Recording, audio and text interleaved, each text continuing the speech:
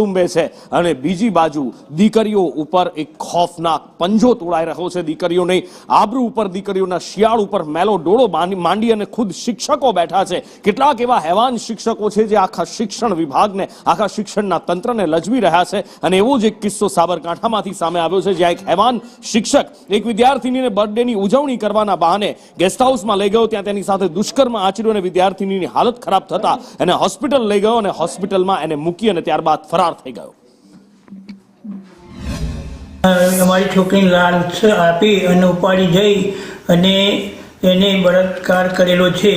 એ લઈ ગયેલો છે નેત્રામલી ગેસ્ટ હાઉસમાં, કૃષ્ણનગર। અમને કહેવા જતા હતા તે મને દબાણ આપતા હતા કે તમે ખોટું બોલી રહ્યા છો તમે, અને તમે એમ કે તમને કાઢી મેળવશો અહીંથી ને તમારી છોકરીને ભણાવીશું નહીં ને એવી રીતે મને ખોટું બોલતા હતા। કે પોલીસ સ્ટેશને આજે 4 દિવસથી અમે અરજી આપી છે પણ પોલીસને પણ ધ્યાનમાં લીધું નથી।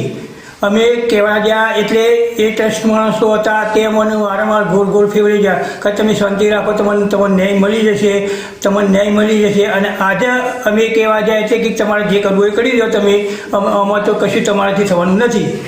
અને વિદ્યાર્થી સાથેના સંબંધોને શર્મસાર કરતો કિસ્સો સાબરકાંઠાના હિંમતનગર ગ્રામીણ વિસ્તારમાં બન્યો છે કે જે 10મા ધોરણમાં ભણતી વિદ્યાર્થીને બર્થડે મનાવવાના કહીને બહાને હિંમતનગર હાઈવે ઉપર નેત્રામલી ખાતે નેક્ઝોન હોટલ આવેલી છે, ત્યાં રૂમ નંબર 103માં તે લઈને આવ્યો તો ખોટા ડોક્યુમેન્ટ આપીને અને તેને બલાત્કાર કરવામાં આવ્યો હતો। આ બાબતમાં લઈને તમામ બાબતમાં પોલીસે તપાસનો ધમધમાટ શરૂ કર્યું છે। પોલીસે નેક્સોન હોટલના માલિક સાથે રહીને અને તમામ બાબતમાં સીસીટીવી ફૂટેજ સાથેની તપાસ કરવામાં આવી છે। આપણી સાથે નેક્સોન હોટલ માલિક સાથે જોડાયા છે, તેમની સાથે ચર્ચા કરીશું કે आपके पास जो ये घटना हुई थी समग्र बाबत में ये कौन से तपास में कौन लोग आए थे? पुलिस सुबह आए थे, उनको हमने फुटेज दे दिए जो है जो, और 7 तारीख को जो राहुल परमार करके आए थे उन्होंने जो हमको आईडी दी थी उसमें उनकी राहुल परमार की 37 एज हो रही है और जो लड़की का आईडी दिया था उनके 26 एज हो रही है।